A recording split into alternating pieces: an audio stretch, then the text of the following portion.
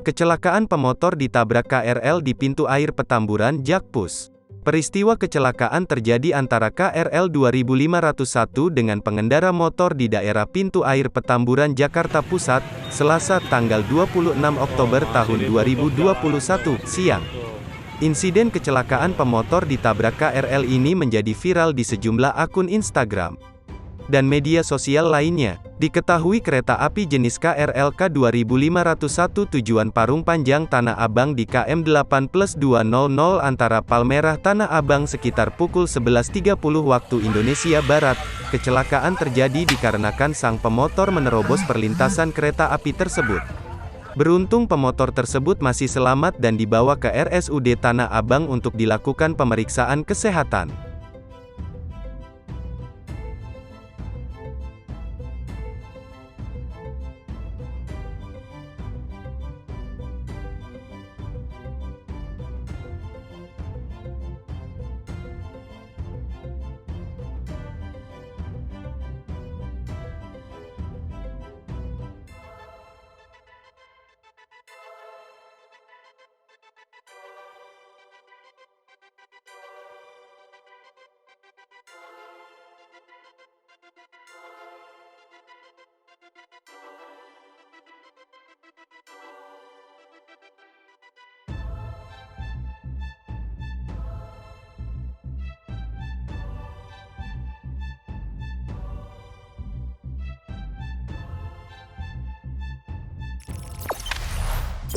Jangan lupa subscribe, share, komen, dan like ya.